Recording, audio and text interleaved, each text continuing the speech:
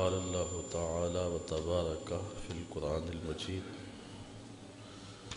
والفرقان الحميد بسم الله الرحمن الرحيم والعاديات ضبحا فالموريات قدحا فالمغيرات صبحا فأثرن به نقعا فوسطن به جمعا إن الإنسان لربه لكنود وإنه على ذلك لشهيد وإنه لحب الخير لشديد أفلا يعلم إذا بؤصر ما في القبور وحصل ما في الصدور إن ربهم بهم يومئذ لخبير صدق الله مولانا العظيم وصدق رسوله النبي الكريم الرؤوف الرحيم اللهم نور قلوبنا بالقرآن وزين أخلاقنا بالقرآن وأدخلنا الجنة بالقرآن ونجنا من النار بالقرآن قال الله تعالى وتبارك في شان حبيبه مخبرا وآمرا إن الله وملائكته يصلون على النبي يا أيها الذين آمنوا صلوا عليه وسلموا تسليما الصلاة والسلام عليك يا رسول الله وعلى آلك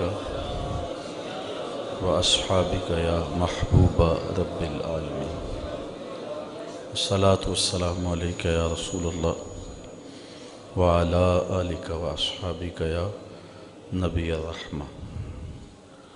تمام حمد و ثنا، تعریف و توصیف اللہ جل مجدہ الکریم کی ذات بابرکات کے لیے، جو خالق کائنات بھی ہے اور مالک شش جہات بھی۔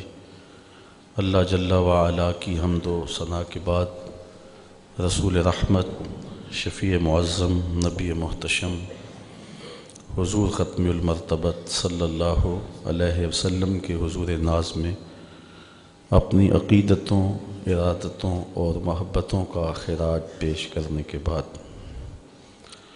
واجب الاحترام، ذوی الاحتشام، معزز مکرم سامعین، خواتین و حضرات، السلام علیکم ورحمۃ اللہ وبرکاتہ۔ میرے سامنے سورۃ العادیات ہے اور یہ قرآن مجید کی مکی صورت ہے جو 1 رکوع اور 11 آیات پر مشتمل ہے۔ سورت کا آغاز قسم سے ہو رہا ہے اور قسم بھی محبوب کریم کے غلاموں کے گھوڑوں کی اداؤں کی جا رہی ہے۔ والعادیات ضبحا، قسم ہے برق رفتار تیز دوڑنے والے گھوڑوں کی، جب وہ چلتے ہیں تو ان کے سینوں سے آواز نکلتی ہے۔ فالموریات قدحا، اور جب وہی گھوڑے پتھریلی زمین پر دوڑتے ہیں تو ان کے پاؤں سے لگی ہوئی کھریاں جب پتھروں سے ٹکراتی ہیں تو پتھروں سے شرارے نکلتے ہیں۔ فالمغیرات صبحا، گھوڑوں کی اس ادا کا ذکر بھی کیا گیا کہ صبح کے وقت وہ گھوڑے لشکروں کے اوپر حملہ آور ہوتے ہیں اور لشکروں کو تاخت و تاراج کر کے رکھ دیتے ہیں۔ فَأَثَرْنَ بِهِ نَقْعًا، اور ان کی تیز رفتاری کی وجہ سے گرد اڑتی ہے تو غبار چھا جاتا ہے۔ فَوَسَطْنَ بِهِ جَمْعًا، اور وہ لشکروں کے اندر گھس کے حملہ آور ہو جاتے ہیں۔ ان الانسان لربہ لکنود، بے شک انسان اپنے رب کا ناشکر ہے۔ اللہ تعالیٰ نے محبوب کے غلاموں کے گھوڑوں کی قسم کی ہے۔ حضرت سیدنا عبداللہ ابن عباس رضی اللہ تعالیٰ عنہ فرماتے ہیں کہ یہ صورت مدنی ہے، اور مفسرین کی ایک جماعت کا خیال ہے کہ یہ صورت مکی ہے۔ راہ حق میں دوڑنے والے یہاں گھوڑے مراد ہیں یا اس سے اونٹ مراد ہیں، اس کے بارے میں مفسرین کی دو آراء ہیں۔ حضرت عبداللہ بن عباس رضی اللہ تعالیٰ عنہ حرم میں بیٹھے تھے، ایک شخص ان کے پاس آیا اور ان سے پوچھنے لگا یہ جو قرآن نے گھوڑوں کی قسم کی ہے تو اس سے کیا مراد ہے، عادیات سے کیا مراد ہے؟ تو فرمانے لگے کہ اس سے گھوڑے مراد ہیں جو راہ حق میں دوڑتے ہیں۔ تو وہ حضرت عبداللہ ابن عباس کے پاس سے اٹھا اور حضرت علی المرتضیٰ رضی اللہ تعالیٰ عنہ کے پاس آ گیا۔ وہ اس وقت آب زمزم کے چشمہ کے پاس بیٹھے تھے۔ انہوں نے مولا کائنات سے، اس شخص نے آ کے پوچھا کہ یہ جو عادیات ہے اس سے کیا مراد ہے؟ تو آپ نے پوچھا کیا میرے سے پہلے بھی آپ نے کسی سے یہ سوال کیا ہے؟ انہوں نے کہا کہ میں حضرت عبداللہ ابن عباس سے پوچھا ہے۔ تو کہا انہوں نے کیا جواب دیا؟ تو انہوں نے کہا اس سے راہ حق میں دوڑنے والے گھوڑے مراد ہیں۔ تو کہا جاؤ انہیں میرے پاس بلا کے لاؤ۔ تو حضرت عباس حضرت علی المرتضیٰ کے پاس آئے، کہا کہ تم نے یہ کیسے کہہ دیا کہ اس سے گھوڑے مراد ہیں؟ یہ تو آیات نازل ہوئی ہیں مکے میں، اور کفر اور اسلام کی پہلی ٹکر بدر میں ہوئی ہے۔ تو بدر میں صرف دو گھوڑے تھے، ایک حضرت زبیر کے پاس، ایک حضرت مقداد کے پاس۔ تو یہاں گھوڑے مراد نہیں ہو سکتے، یہاں وہ اونٹ مراد ہے جو حاجیوں کے قافلے لے کر کے میدان کی طرف چلتے ہیں۔ اس پر علماء نے یہ اشکال بھی ظاہر کیا کہ اگر اس سے اونٹ مراد ہیں تو اونٹ کے پاؤں سے چنگاریاں تو نہیں نکلتی؟ تو کہا کہ جب بوجھ لے کے اونٹ دوڑتے ہیں، اس کا جواب دیا تو ان کے پاؤں تلے جب کنکر آ جائیں تو وہ کنکر اڑ کے اگر کسی چیز کو لگیں تو اس سے چنگاری نکلتی ہے، لہٰذا یہاں اونٹ بھی مراد ہو سکتے ہیں۔ لیکن جمہور مفسرین کا خیال یہ ہے کہ اس سے مراد گھوڑے ہیں جو راہ حق میں دوڑتے ہیں، سفر کرتے ہیں۔ تو محبوب کے غلاموں کے گھوڑوں کی قسم کی اگر آپ کی توجہ ہو تو بات قسم کی چلی الجامع لاحکام القرآن کے اندر امام قرطبی لکھتے ہیں کہ اللہ نے پھر محبوب کی زندگی کی قسم کی، بات قسم کی چلی تو اللہ نے محبوب کی جوانی کی قسم کی، بات قسم کی چلی تو رب نے محبوب کے شہر کی قسم کی، شہر کی گلیوں کی قسم کی، محبوب کے روئے زیبا کی قسم کی، زلف عنبری کی قسم کی، اللہ نے محبوب کے زمانے کی قسم کی، اور پھر اللہ نے محبوب کے غلاموں کے گھوڑوں کے پاؤں سے لگی ہوئی کھریوں کے ٹکرانے سے جو شرارے نکلتے ہیں ان شراروں کی بھی قسم کی۔ صرف تیری ہی قسم نہیں، تیرے غلاموں کی قسم ہی نہیں، تیرے غلاموں کے گھوڑوں کے پاؤں سے لگی ہوئی کھریوں کے ٹکرانے سے نکلنے والی چنگاریاں بھی اللہ کو اچھی لگتی ہیں۔ پھر وہی گھوڑے جب راہ حق میں دوڑیں تو ان کے پاؤں سے جو گرد اٹھے تو اللہ اس گرد کی بھی قسم کرے۔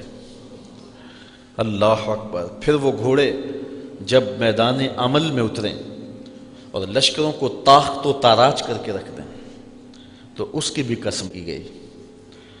تو ذرا غور کیجئے کہ جب گھوڑوں کی اداؤں کی قسمیں کی گئیں تو جو گھوڑوں کے اوپر سوار تھے پھر وہ اللہ کو کتنے محبوب ہوں گے۔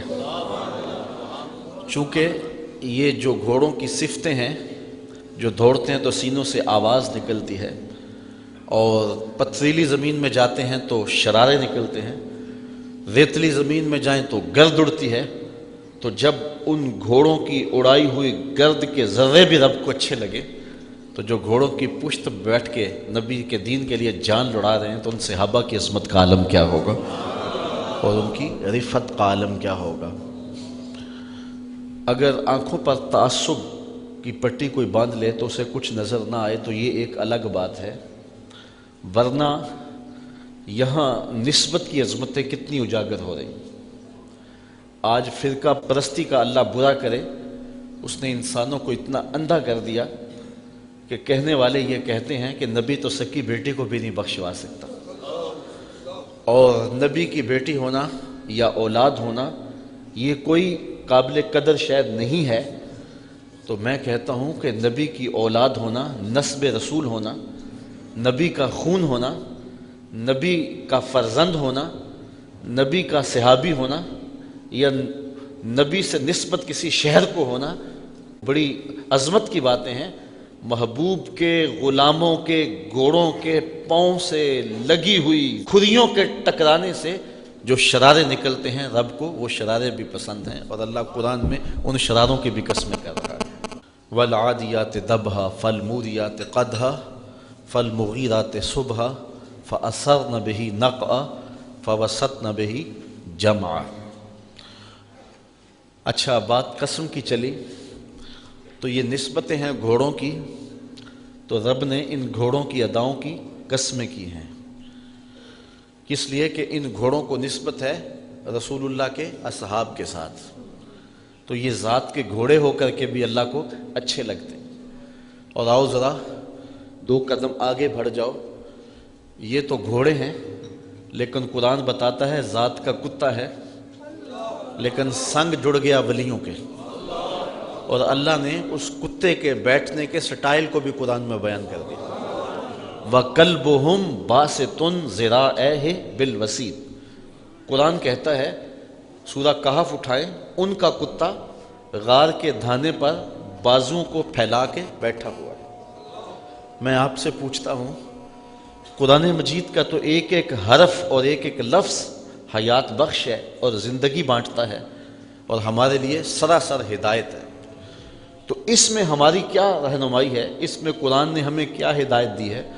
قرآن کا کیا پیغام ہے اس میں کہ کتے کے غار کے منہ پر بیٹھنے کے سٹائل کو، اس کی حیت جلوس کو بیان کیا گیا کہ یا اللہ، قرآن تو صحیفہ ہدایت ہے، اور قرآن تو نور و نکہت کا روشن حوالہ ہے، یہ تو زندگی گزارنے کا اسلوب دیتا ہے، یہ تو حیات بخش ہے، یہ تو ہدایت آفری ہے، تو اس میں ہمارے لیے کیا ہدایت ہے کہ کتے کے بیٹھنے کے سٹائل کو بیان کیا جا رہا ہے۔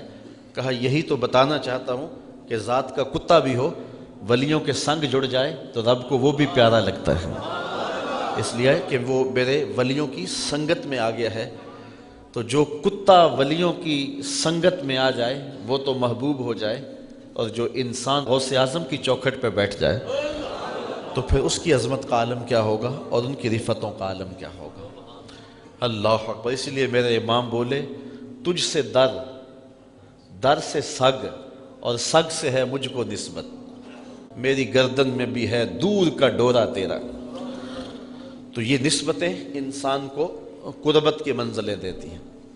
تو کہا قسم ہے گھوڑوں کی، بلکہ دیکھیے وہ چیونٹی جو حضرت سلیمان کے لشکر کو آتے ہوئے دیکھتی ہے اور ادب سے بولتی ہے جلدی جلدی اپنی بلوں میں داخل ہو جاؤ، اللہ کے نبی کا لشکر بے خبری میں تمہیں کچل نہ ڈالے، تو اس نے احترام سے بات کی۔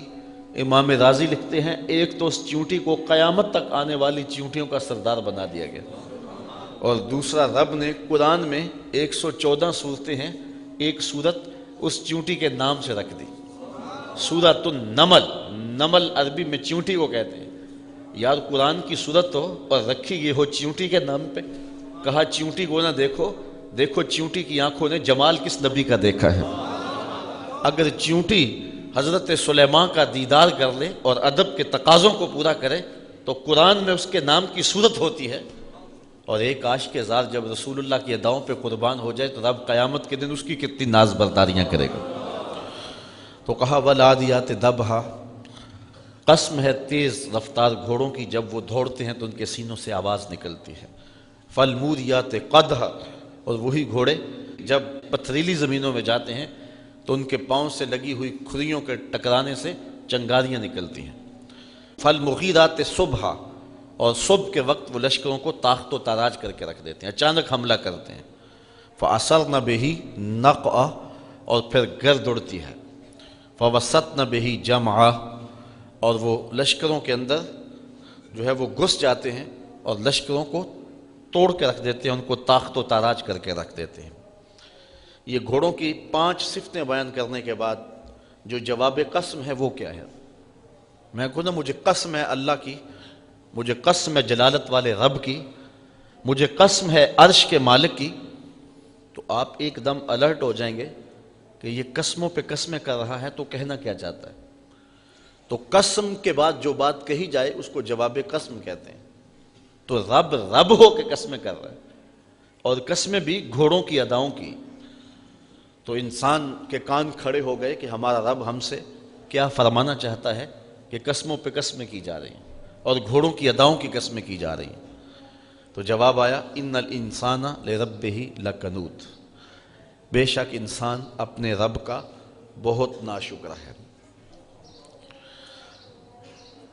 یہاں تھوڑی سی توجہ آپ کی چاہوں گا کہ گھوڑوں کی قسمیں کی گئیں، گھوڑوں کی اداؤں کی قسمیں کی گئیں، اور انسان کی مذمت کی گئی۔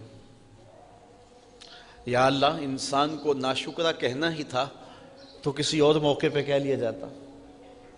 ایک طرف گھوڑوں کی قسمیں، ایک طرف گھوڑوں کی اداؤں کی قسمیں، ایک طرف گھوڑوں کے سینوں سے نکلنے والی آواز بھی پیاری لگے، ایک طرف گھوڑوں کے پاؤں سے اڑنے والے غبار کے ذرے بھی اچھے لگے، ایک طرف گھوڑوں کے پاؤں سے لگی ہوئی کھریوں کے ٹکرانے سے نکلتے ہوئے شرارے بھی اچھے لگے، اور دوسری جانب انسان کو ناشکرہ کہا۔ تو انسان کو ناشکرہ کہنا تھا تو کسی اور موقع پہ فرما دیا ہوتا، لیکن انسان کو ناشکرہ گھوڑے کی قسمیں کر کے کہا، تو کہا یہی تو بتلانا چاہتا ہوں، اگر میرے رسول سے نسبت رکھیں تو ذات کے گھوڑے بھی ہوں تو وہ بھی پیارے لگے، اور اگر نسبت نہ رکھیں تو انسانیت نہیں ہے، اور وہ انسان ہونے کے باوجود اولئک کل انعام بل ہم اضل، کہا وہ چوپائے ہیں، چوپایوں سے بھی بدتر ہیں۔ اس لیے عزت اگر پانا چاہتے ہو تو میرے محبوب کی چوکھٹ پہ آ جاؤ، میرے محبوب سے نسبت ہوگی تو پھر تم جیسے بھی ہوگے تو تم عزت کی مسند پہ بیٹھو گے۔ ابو لہب کو ابو لہب کیوں کہتے تھے؟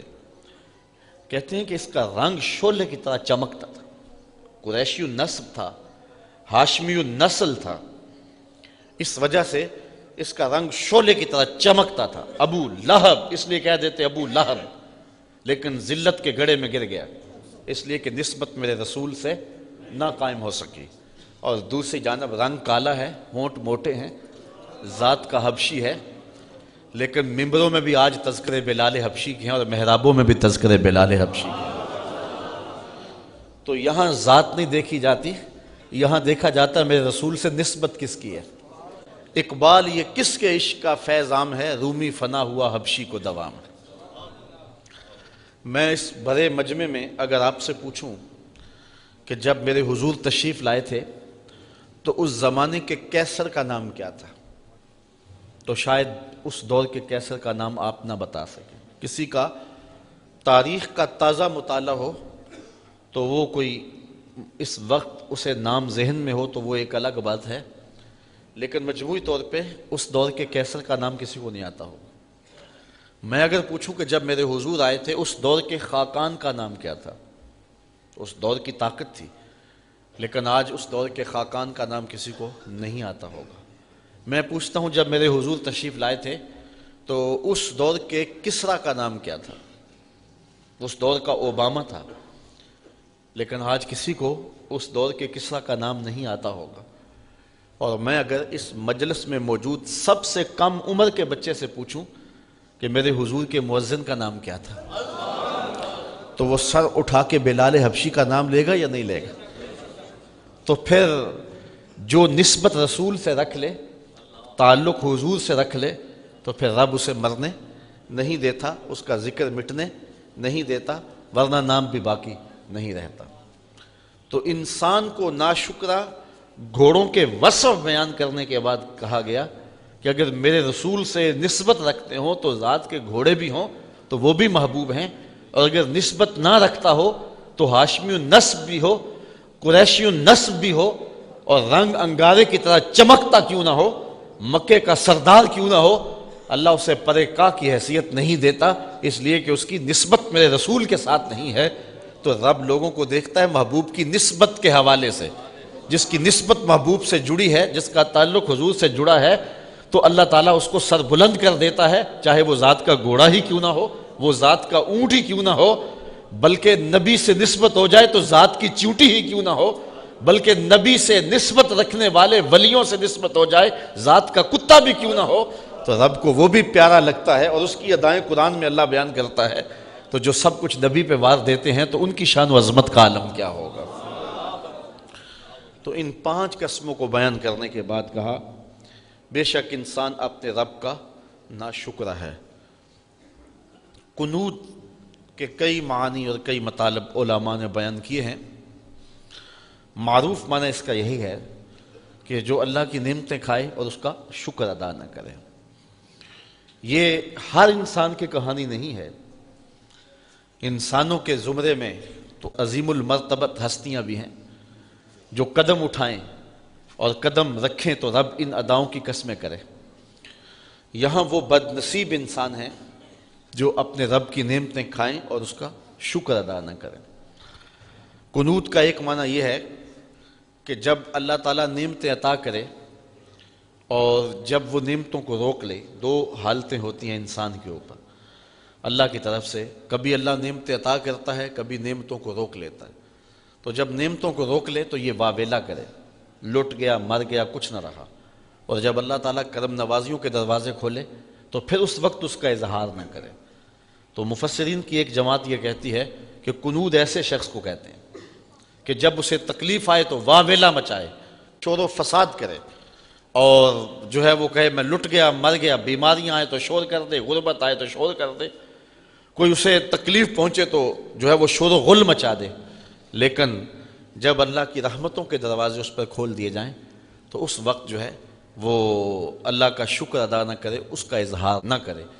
تو جو نعمت کا اظہار نہ کرے اور دکھوں کا اظہار کرے، اللہ کی طرف سے آنے والی تکلیفوں پر واویلا مچائے، تو اس کو عربی زبان میں قنوت کہتے ہیں۔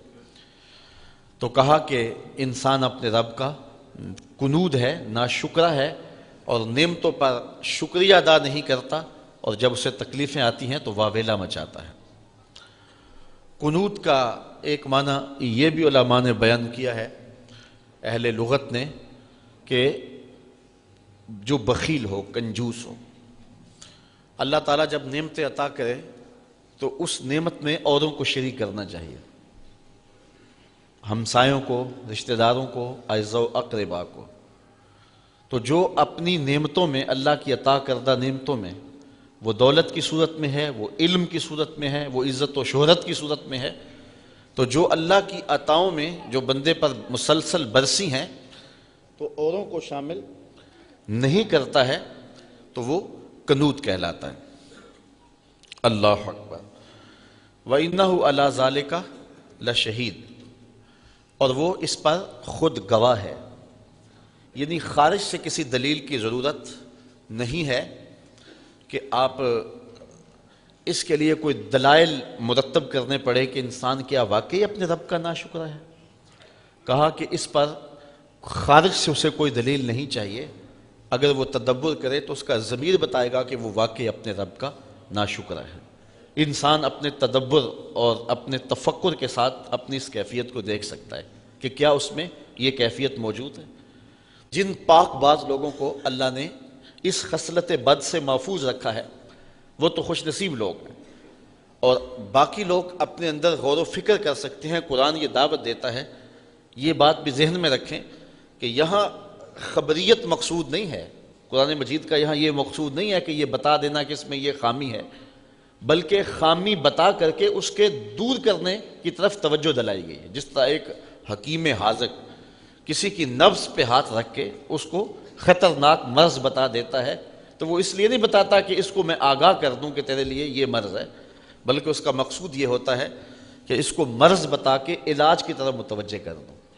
تو اللہ تعالیٰ جل شانہ انسان کو جو بیماری لگی ہوئی ہے قنوط کی، ناشکری کی، رب کی نعمتوں پر سپاس نہ ادا کرنے کی، بخل کا مرض جو لگ چکا ہے، رب کی نعمتیں نہ ملیں تو واویلا مچاتا ہے، اور نعمتیں مل جائیں تو پھر اس کو مخفی رکھتا ہے، اس کا اظہار نہیں کرتا، ابراز نہیں کرتا۔ تو اس بیماری دور کرنے کے لیے اس بیماری کو بتایا گیا ہے اور تشت ازبام کیا گیا ہے، اور کہا اس کے لیے تجھے تشخیص کروانے کے لیے کسی حکیم کے پاس جانے کی ضرورت نہیں ہے، کسی طبیب کے پاس جانے کی ضرورت نہیں ہے، کسی ڈاکٹر کے پاس جانے کی حاجت نہیں ہے، تجھے کوئی صغرا کبرا ملانے نہیں پڑیں گے، تجھے کوئی تفکر اور تدبر کو دعوت نہیں دینی پڑے گی۔ وَإِنَّهُ عَلَىٰ ذَلِكَ لَشَهِيدٌ، ذرا تھوڑا سا اپنے اندر اتر تو تیرے اندر یہ عیب ہے، تو تجھے نظر آ جائے گا کہ تیرے رب نے تیرے اوپر کتنی کرم نوازیاں کی، تو اس کا تو نے کبھی شکریہ ادا نہ کیا، اور تھوڑی سی تکلیف آ جائے تو واویلا مچا دے۔ انسان اگر اپنے اندر غور کرے تو ہر وقت وہ گڑا رہے سجدے میں، اور تشکر اس کی آنکھوں سے ٹپکے، اس کے طرز زندگی سے ٹپکے کہ اس کے رب نے اس کو کتنا کچھ عطا کیا ہے۔ بہت ساری نعمتیں ایسی ہیں جو رب نے ہمیں عطا کی، لیکن ہمیں احساس بھی نہیں ہے کہ وہ نعمتیں ہیں ہمارے وجود میں، جو اللہ تعالیٰ نے سسٹم رکھے ہوئے ہیں۔ کتنے ایسے نظام ہیں ہمارے اندر جس سے ہمیں آگہی بھی نہیں ہے، لیکن وہ سسٹم کام کر رہے ہیں۔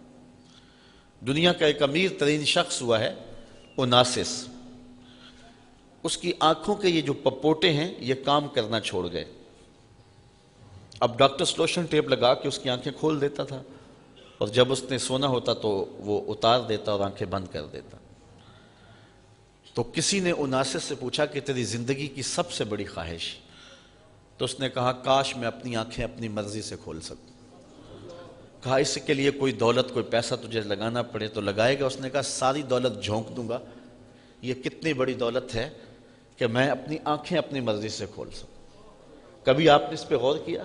ادھر تنکا اڑا، ادھر آنکھ جھپک گئی۔ یہ آٹومیٹک سسٹم رب نے رکھا ہوا ہے، ہمیں اس لیے پتہ نہیں ہے، کبھی بل نہیں آیا، کبھی رب نے جو ہے وہ اس پر بل نہیں بھیجا کہ تم اتنی بار دن میں آنکھیں جھپکتے ہو اور یہ سسٹم لگا ہوا ہے، اس کا بل ادا کرو۔ اس لیے ہمیں اس کا احساس ہی نہیں ہے کہ یہ کتنی بڑی نعمت ہے۔ وہ نعمت چھن گئی تو اب پتہ چلا کہ یہ کتنی بڑی نعمت ہے۔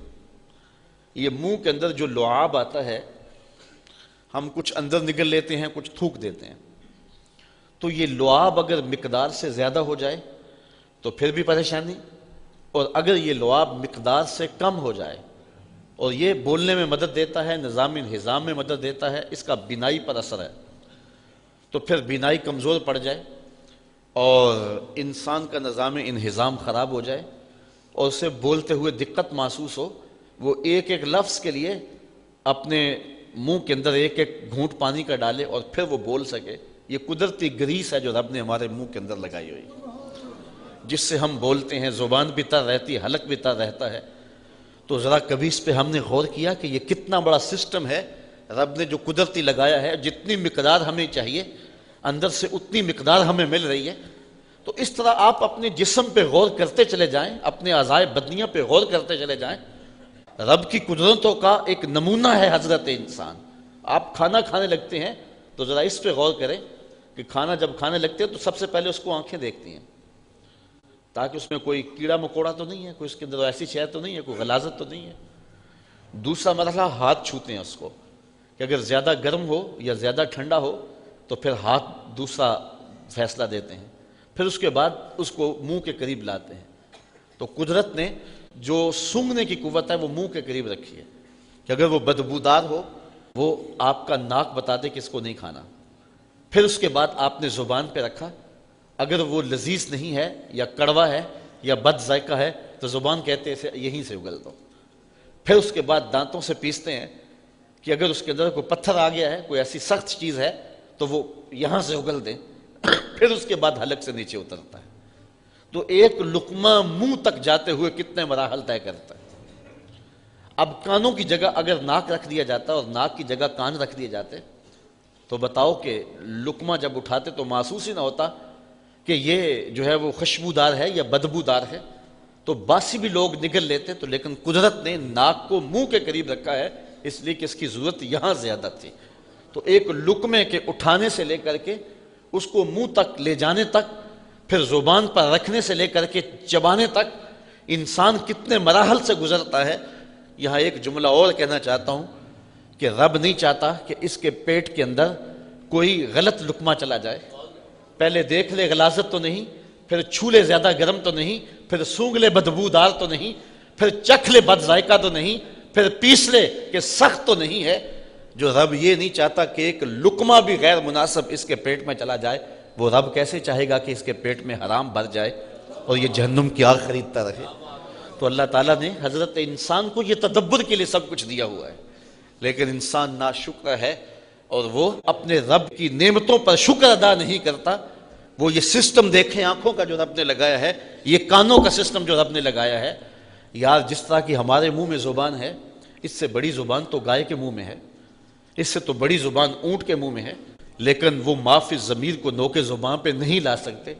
اور حضرت انسان جب بولتا ہے تو پھول جھڑتے چلے جاتے ہیں اور موتی گرتے چلے جاتے ہیں۔ انسان ذرا دیکھ، تیری نوکے زبان پہ نغمے کس نے رکھ دیے، اور تیرے کانوں کے اندر جو ہے وہ بجلیاں کس نے بھر دی، تیری آنکھوں کے اندر جو ہے وہ بصیرت اور بصارت کے اجالے کس نے رکھ دیے؟ تو انسان ذرا تدبر کرے، انسان ذرا غور کرے تو اپنے رب کا نافرمان نہیں ہو سکتا۔ لیکن جب یہ ان نعمتوں کے ہونے کے باوصف ان کا شکر ادا نہ کرے تو اللہ فرماتا مجھے تم اچھے نہیں لگتے، مجھے محبوب کے غلاموں کے گھوڑے اچھے لگتے ہیں۔ اور اب ان کی قسمیں کر کے انسان کو جھنجھوڑ رہا ہے کہ اگر تم اچھی راہوں کے مسافر بن جاؤ گے تو تم مجھے کیوں اچھے نہیں لگو گے، تمہیں تو میں نے اپنے دستے قدرت سے بنایا ہے۔ حضرت انسان کو اللہ نے اپنے دستے قدرت سے بنایا ہے اور یہ کائنات کا شاہکار ہے، پوری کائنات کا چرخ انسان کے گرد گھومتا ہے اور پوری کائنات کا مقصود انسان ہے۔ اے تماشا گاہ عالم روئے تو کجا بہرے تماشا می روی، ساری کائنات اس کے گرد گھومتی ہے۔ تو اگر یہ اچھا نہ رہے تو پھر اس پہ غصہ بھی بڑا ہے، اور وہ غصہ دہتی ہوئی آگ کی صورت میں، جہنم کی صورت میں نمودار ہوگا اور اس کو وہاں ڈال دیا جائے گا۔ اور اگر یہ رب کی فرما برداری میں زندگی گزار دے، پھر رب اس کی اداؤں اور اس کے اندازے زندگی کی قسمیں کیا، اس کے گھوڑوں کی اداؤں کی قسمیں بھی کرے گا۔ تو یہاں عقل مندوں کے لیے سمجھنے کے لیے بہت کچھ ہے کہ انسان رب کا ناشکرہ نہ بنے بلکہ رب کی نعمتوں پر اس کا شکر گزار ہو جائے۔ اور ارشاد فرمایا لئن شکرتم لازیدنکم، اگر تم رب کی نعمتوں کا شکریہ ادا کرو گے تو وہ تمہیں نعمتیں اور زیادہ عطا فرمائے گا۔ اس لیے جو حالت ہو بندے کی اس پر ناشکری کا اظہار نہ کرے، بے صبری کا اظہار نہ کرے۔ اللہ نے اگر کسی بندے کو دنیاوی مال و دولت کم دی ہے تو یہ اللہ جانتا ہے کہ اس کو کیوں کم دی ہے، اور اگر کسی کو زیادہ دی ہے تو یہ رب کا فیصلہ ہے اور رب کا علم ہے کہ اس کو زیادہ کیوں عطا کیا ہے۔ کتنے لوگ ہیں کہ بہت شدید محنت کرتے ہیں لیکن مال و دولت نہیں پا سکتے، اور کتنے لوگ ہیں کہ وہ مٹی کو ہاتھ لگائیں تو سونا بن جاتا ہے۔ تو اس میں بندے کا اختیار نہیں ہے، اس میں رب تعالیٰ جل شانہ اور اس کی کرم نوازیوں کے رنگ ہیں۔ حدیث میں آتا ہے کہ جب شکم مادر میں بچہ 120 دن کا ہوتا ہے تو فرشتہ آ کے اس کا رزق بھی لکھ جاتا ہے، اس کی عمر بھی لکھ جاتا ہے اور اس کا شقی و سعید ہونا بھی لکھ جاتا ہے۔ تو جب رزق ہمارا لکھ دیا گیا، مقسوم ہمارا طے شدہ ہے اور قلم خشک کر دیا گیا، تو ہمیں پھر اپنی زندگی کے مقصد کی طرف توجہ کرنی چاہیے۔ ساری زندگی اس ادھیڑ بند میں گزر جاتی ہے کہ کھائیں گے کیا، پیئیں گے کیا، پہنیں گے کیا، اور یہ ذمہ میرے رب کا ہے۔ خام خواہ کی مشقت اٹھانے کی کیا ضرورت؟ وما من دابۃ فی الارض الا علی اللہ رزقها، اللہ ارشاد فرماتا ہے زمین پہ چلنے رینگنے والی کوئی چیز نہیں جس کا رزق اللہ کے ذمہ کرم پہ نہ ہو۔ تو یہ تو اس نے اپنے ذمہ کرم پہ لیا ہوا ہے۔ اگر تمہارے پاس رزق تھوڑا ہے تو اس پہ پریشان ہونے کی ضرورت نہیں، اس پہ بھی رب کا شکر ادا کرو۔ سنو ایک حدیث، سیدنا علی المرتضیٰ رضی اللہ تعالی عنہ فرماتے ہیں کہ میرے حضور نے ارشاد فرمایا کہ جو اللہ کے دیے گئے تھوڑے رزق پہ راضی ہو گیا، اللہ قیامت کے دن اس کے تھوڑے عملوں پہ راضی ہو جائے گا۔ اللہ فرمائے گا میرے بندے تو ضرورت مند تھا، تجھے 3 وقت کے لیے روزی چاہیے تھی، تجھے پہننے کے لیے گرمی سردی میں لباس چاہیے تھا، تجھے بچوں کے لیے دودھ چاہیے تھا، تجھے بچوں کے لیے دوا چاہیے تھی، تجھے جو ہے وہ بیٹیوں کے لیے جہیز چاہیے تھا، تجھے رہنے کے لیے سر چھپانے کے لیے چھت چاہیے تھی، مکان چاہیے تھا، لیکن تو کتنا شکر گزار تھا کہ اس پہ بھی راضی ہو گیا۔ تو ضرورت مند ہو کے میری تقسیم پہ راضی ہو گیا، اور مجھے تو تیرے عملوں کی لوڑ بھی نہیں ہے نا، تو میں رب ہو کے تیرے اوپر راضی ہوں۔ تو بتاؤ کہ سودا کتنا سستا ہے۔ اللہ اکبر۔ تو فرمایا جو اللہ کے دیے گئے تھوڑے رزق پہ راضی ہو گیا، اللہ قیامت کے دن اس کے تھوڑے عملوں پہ راضی ہو جائے۔ اللہ اکبر۔ تو انسان جب اس طرف اپنا رخ کر لیتا ہے پھر اس کی زندگی سکھ میں آ جاتی ہے۔ امام غزالی نے ایک بڑی پیاری بات لکھی، آپ فرماتے ہیں اس دنیا میں سب سے زیادہ دکھی شخص کون ہے اور سب سے زیادہ سکھی کون ہے؟ یہ فلسفہ آپ نے بیان کیا، نتیجہ سنا رہا ہوں۔ امام غزالی نے تو کئی صفحات پہ بحث چھیڑی، پھر اس کو سمیٹا اور نتیجہ نکالا۔ میں 2 لفظوں میں آپ کو بتا رہا ہوں۔ امام غزالی فرماتے ہیں اس دنیا کے اندر سب سے زیادہ دکھی مرض جو ہے وہ حسد کا مرض ہے۔ یہ ہر وقت سلگتا رہتا ہے اور ایسا مرض ہے کہ جس کا علاج بھی کوئی نہیں۔ شیخ سعدی فرماتے ہیں ایک ہی علاج ہے، بمیر حسود کی رنجیست کہ بجز مرگ علاج نیست۔ اے حاسد تو مر ہی جا، تیرا علاج اس کے علاوہ کوئی اور ہے ہی نہیں ہے۔ تو کہتے ہیں سب سے دردناک مرض جو ہے وہ حسد ہے، اور سب سے سکھی زندگی کس کی ہے؟ فرمایا جو اللہ کی عطا پر قناعت کر لے کہ مالک جو تو دیا ہے میرے لیے مناسب تھا اسی لیے تو دیا، میری ضرورتوں کو مالک جتنا تو جانتا میں تو نہیں جانتا۔ تو بندہ جب رب کے دیے پر قناعت کر لیتا ہے، حضرت امام غزالی فرماتے ہیں اس سے زیادہ سکھی زندگی نہیں گزر سکتی، اور جو حسد میں مبتلا ہو جاتا ہے اس سے بڑی دکھی زندگی نہیں گزر سکتی۔ تو کہتے ہیں زندگی گزارنے کا گر سیکھ لو کہ جو ہے وہ قناعت کو اختیار کر لو۔ جو اللہ کی طرف سے مل جائے، وہ ایک رقشے کے پیچھے لکھا تھا مل جائے تو روزی، نہ ملے تو روزہ۔ تو اللہ تعالیٰ جل شانہ اگر قناعت کی دولت دے دے تو یہ بہت بڑی دولت ہے۔ تو کہا کہ انسان ناشکر ہے، اس پہ وہ خود گواہ ہے، وَإِنَّهُ لِحُبِّ الْخَيْرِ لَشَدِيدٌ۔ لیکن انسان کمزور ہے اس کے باوجود۔ یہ ان انسانوں کی بات کر رہے ہیں جن کا باطن مضبوط نہیں ہے۔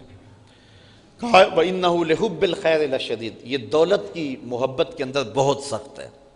اس کی زندگی کا مطمع نظری یہی ہے کہ میرے پاس زیادہ سے زیادہ پیسے آ جائیں۔ 18 گھنٹے محنت کرتا ہے کہ میرے پاس دولت جمع ہو جائے۔ کسی سے پوچھیں تو وہ کہتا ہے جی 2 وقت کا کھانا چاہیے، 2 وقت کی روٹی کے لیے بس دن رات بھاگے پھر رہے ہیں۔ تو میاں پیٹ تو جو ہے وہ 2 روٹیاں صبح مانگتا ہے، 2 شام مانگتا ہے، یہ پیٹ کے لیے اتنا تردد نہیں ہے۔ میرے حضور نے ارشاد فرمایا 2 پہاڑوں کے درمیان جو وادی ہے اگر وہ سونے سے بھری ہوئی ابن آدم کو دے دی جائے تو یہ کہتا ہے ایک اور مل جائے۔ تو اس کو 2 وادیاں دے دی جائیں تو یہ آرزو کرے گا اس کو ایک اور مل جائے۔ تو اس لیے شیخ سعدی بولے پیٹ بھر جاتا ہے لیکن آنکھ نہیں بھرتی۔ کوزائے چشم حریصاں پر نشد تاش صدف کانے نشد پر در نشد۔ حریص کی آنکھ کا پیالہ نہیں بھرتا، اس کو 2 چیزیں بھرتی ہیں، ایک قبر کی مٹی اور ایک صبر کا پانی۔ اب یہ مل جائے، قناعت کی دولت مل جائے تو زندگی سوکھی، ورنہ ساری زندگی اذیت میں گزر گئی۔ ایک کروڑ پتی ہے، وہ ارب پتی ہونے کے چکر کے اندر گھلتا رہتا ہے۔ ایک کرائے کے مکان میں رہنے والا، اس کی آرزو اتنی ہوتی ہے مجھے سر چھپانے کے لیے اپنا ذاتی مکان مل جائے تو میں بس کافی ہوں۔ اب اس کو 2 مرلے کا مکان مل جائے تو وہ 4 دن اتنی آسودہ زندگی بسر کرتا ہے، لیکن پھر اس کو یہ لگ جاتی ہے کہ 2 مرلے کا مکان تھوڑا ہے، مجھے 5 مرلے کا مکان ملنا چاہیے۔ تو پھر اس 2 مرلے کا مکان جو اس کے لیے کشادہ تھا اب تنگ ہونے لگ جاتا ہے، پھر اس کو تکلیف بڑھنے لگ جاتی ہے۔ وہ کہتا ہے یہ بھی مسئلہ ہے میرے لیے، یہ بھی مسئلہ ہے، مہمان بٹھانے کے لیے جگہ کوئی نہیں، یہ ہے وہ ہے، کتنے مسائل اس کو گھیر لیتے ہیں۔ پھر اس کو 5 مرلے کا مکان مل جائے تو ایک دن جب داخل ہوتا ہے گھر میں تو پھر آسودہ ہوتا ہے، یار بڑی اب اچھا ہوں میں۔ لیکن 2 سال بعد جب اس کی ہرس بڑھ جاتی ہے اور اس کا خیال ادھر لگ جاتا ہے کہ مجھے 10 مرلے کا مکان چاہیے، تو اس کے لیے وہ 5 مرلے کا مکان بھی تنگ ہو جاتا ہے اور وہ دکھی ہونے لگ جاتا ہے اور اس کو جو ہے وہ اذیت پہنچنے لگ جاتی ہے۔ پھر 10 مرلے کے مکان سے وہ کنال تک اور آگے بڑھتا چلا جاتا ہے۔ جو مقروض ہے اس سے پوچھے تو وہ کہتا ہے میرا قرضہ اتر جائے تو میری جان سکھی ہو جائے، اور جب قرضہ اتر جائے تو اس کو بڑی چین کی نیند آتی ہے، بڑا سکھ سے سوتا ہے، وہ کہتا ہے مجھے زندگی کی کوئی پریشانی نہیں رہی، لیکن جب لالچ بڑھتا ہے تو چند دن کے بعد اب اس کی اور مصیبتیں شروع ہو جاتی ہیں کہ اگر یہ مل جائے یہ مل جائے، پھر اس کی تردد میں اس کی کوشش میں لگ جاتا ہے۔ تو انسان کھرب پتی بھی ہو جائے تو نفس کی کمینگی نہیں جاتی، تو انسان سوکھا کیسے ہوگا؟ حضرت امام غزالی فرماتے ہیں سوکھا تبھی ہوگا جب اس کو قناعت کی دولت نصیب ہو جائے گی، لیکن یہ دولت کی محبت میں بہت زیادہ سخت ہے۔ حب الدنیا راس کل خطیہ، ہر برائی کی جڑ جو ہے وہ دنیا کی محبت ہے، لیکن انسان جو ہے وہ اپنے آپ کو اس محبت میں جب جما لیتا ہے تو پھر برائیوں پہ برائیاں کرتا ہے، گناہوں پہ گناہ کرتا ہے۔ وَإِنَّهُ لِحُبِّ الْخَيْرِ لَشَدِيدٌ، وہ مال کی محبت میں بہت سخت ہے۔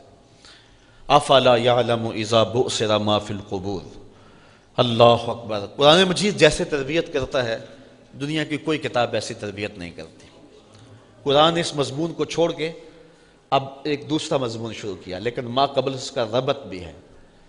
انسان کی اس فطرت کو بیان کر دیا کہ یہ حب زر بہت رکھتا ہے، اس کے دل میں محبت دولت بہت ہے، یہ ہر وقت اسی ادھیڑ بن میں ہے کہ میرے پاس اتنی دولت جمع ہو جائے، اتنے پلازے بن جائیں، اتنے محل بن جائیں، اتنی جائیدادیں اور اتنی زمینیں اور اتنا بینک بیلنس میرے پاس ہو۔ اللہ تعالیٰ اس انسان کی فطرت کو بیان کرنے کے بعد ارشاد فرمایا افلا یعلم اذا بعثر ما فی القبور، اللہ اکبر۔ تو کیا نہیں جانتا جب سب کچھ اٹھا لیا جائے گا جو کچھ قبروں میں ہے؟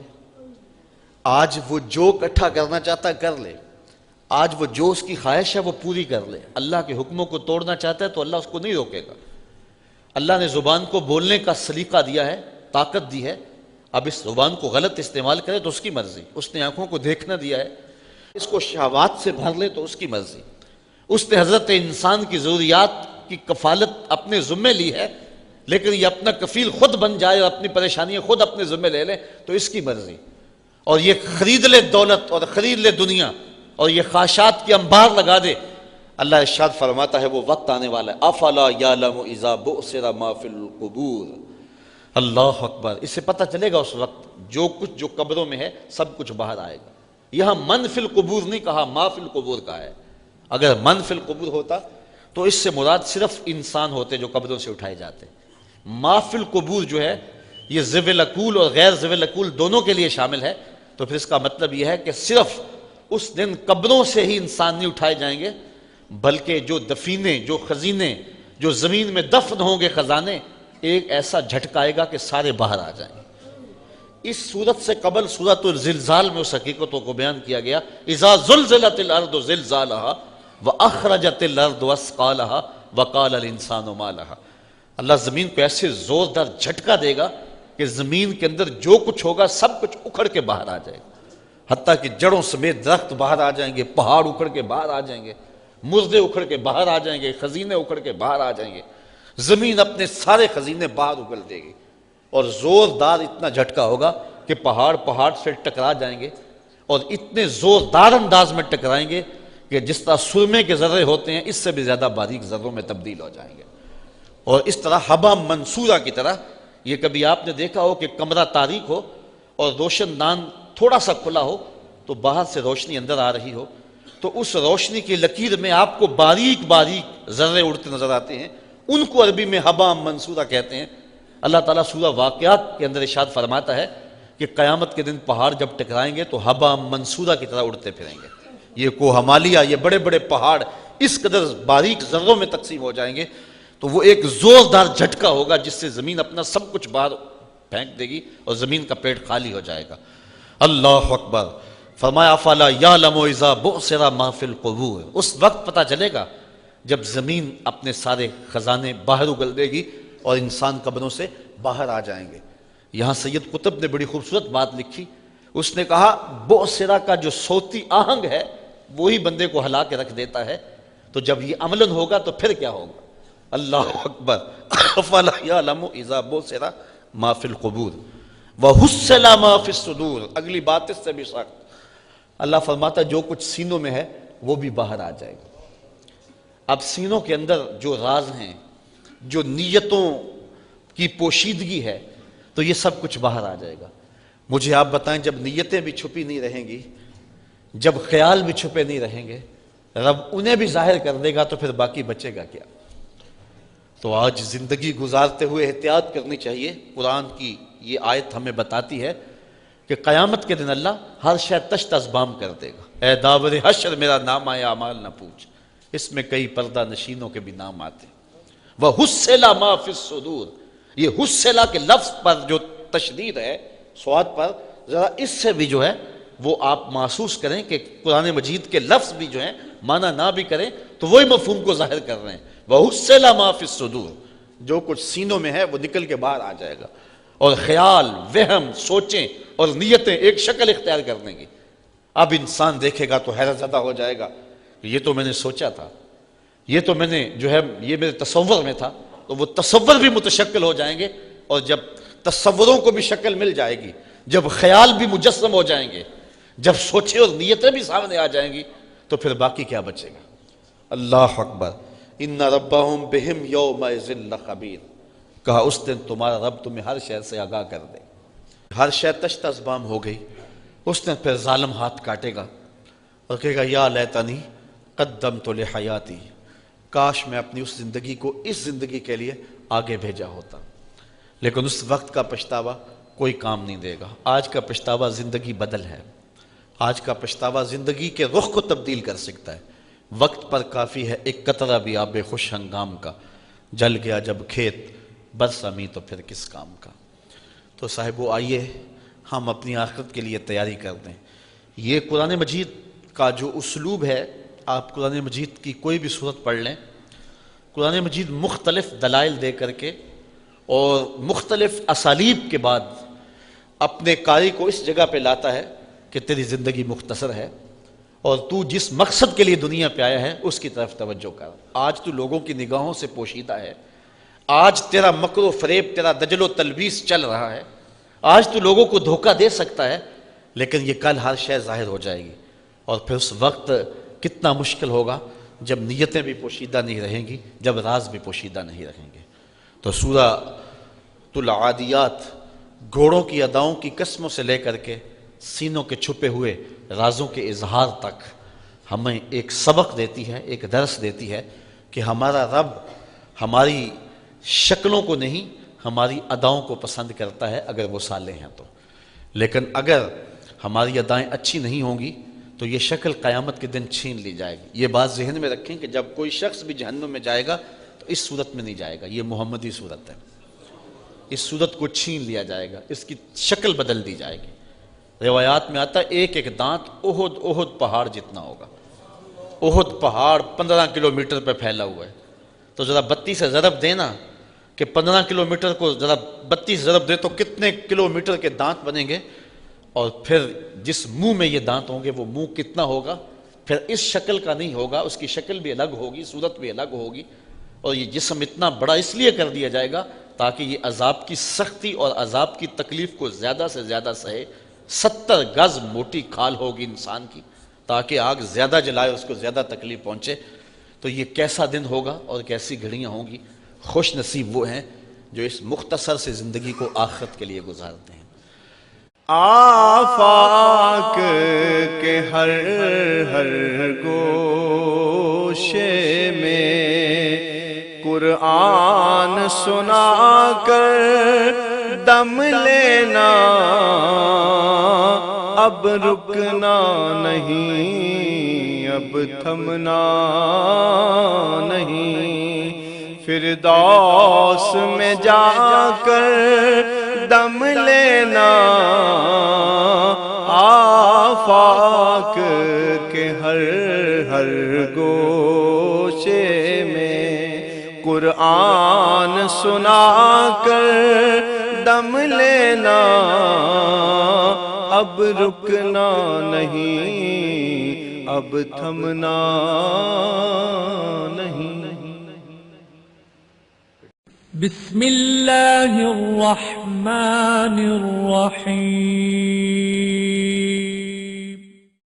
ہم جہد و عظیمت کے راہی، ہم جہد و عظیمت کے راہی، منزل پہ جا کر دم لیں گے، میدان عمل میں نکلے ہیں، میدان عمل میں نکلے ہیں، باطل کو مٹا کر دم لیں گے ہم جہد و عزیمت کے راہی، منزل پہ جا کر دم لیں گے، آفاق کے ہر ہر گوشے میں، آفاق کے ہر ہر گوشے میں قرآن سنا کر دم لیں گے، اب رکنا نہیں، اب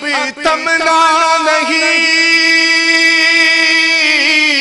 اب رکنا نہیں، اب تمنا نہیں، فردوس میں جا کر دم لیں گے ہم جہد و عزیمت کے راہی، منزل پہ جا کر دم لیں گے، میدان عمل میں نکلے ہیں، باطل کو مٹا کر دم لیں گے۔ اس دارالعلوم کی ایک ایک اینٹ میں پیار بھرا ہوا ہے، درد بھرا ہوا ہے، تو اس کے لیے دعا گو رہیں، اپنے تعاون سے بھی نوازتے رہیں۔ اللہ کی توفیق سے یہ ایک مرحلہ تقریباً تکمیل کے قریب ہے۔ ہم نے چاہا یہ تھا کہ 3.5 لاکھ روپے کا ایک ستون بما اوپر والا چھت اور فرشی لینٹر جو پڑا ہے، یہ 3.5 لاکھ روپے کا ایک بنتا ہے، تو اگر ہمیں 99 لوگ مل جائیں تو یہ سارا مکمل ہو جائے، لیکن 47 لوگ ہمیں مل سکے، چونکہ 3.5 لاکھ روپے ہم نعت خواں کو دے لیتے ہیں، مدرسے کو دینا ہمارے لیے مشکل ہے، ہمارا مزاج ایسا بنا ہوا ہے، تو پورے ملک کے اندر اتنے لوگ ملے، اللہ ان کے رزق میں بے پناہ برکتیں عطا فرمائے۔ باقی جن لوگوں نے انفرادی طور پہ کوشش کی، 2، 5، 7، 8، 10، 20 ہزار جتنی توفیق کوئی شامل ہوئے، تو یہ اتنا کام مکمل ہوا، اور یہ تھوڑا سا حصہ ہم نے یہ کچھ قرض لے کر کے ڈالا ہے، اور آگے والا حصہ بھی ہم نے جو ہے وہ تعمیر کرنا ہے۔ جب اوپر والی چھت کا مرحلہ پہنچے گا تو ایک ستون بما چھت کے صرف 2 لاکھ روپے تک جو ہے وہ ممکن ہوگا۔ احباب اگر اس حوالے سے جو ہے وہ تعاون فرمائیں۔ جامعۃ المصطفیٰ کے جو ماہانہ اخراجات ہیں اس سلسلے کے اندر باہر سے معاونت فارم اگر وصول کر لیں، ایک بچے کا اوسط خرچہ تقریباً 1200 سے 1500 روپے تک ہے۔ اگر ایک بچے کا خرچہ اپنے ذمے لے لیں، ہمارا نمائندہ ہر مہینے وصول کر لے گا، تو یہ ایک تعاون کی صورت ہوگی۔ بہرحال جس طرح جس سے بن پڑے، اپنے مرحومین کے اصالِ ثواب کے لیے، اس کی تعمیر کے لیے آپ نے کوشاں رہنا ہے۔ جس نے ایک پائی بھی اس جامعہ کے لیے خرچ کی، اے اللہ اس کو جزائے جزیل دے۔ جس نے گزرتے ہوئے پیار کی نظر سے دیکھ بھی لیا، اس کو بھی جزائے جزیل عطا فرما۔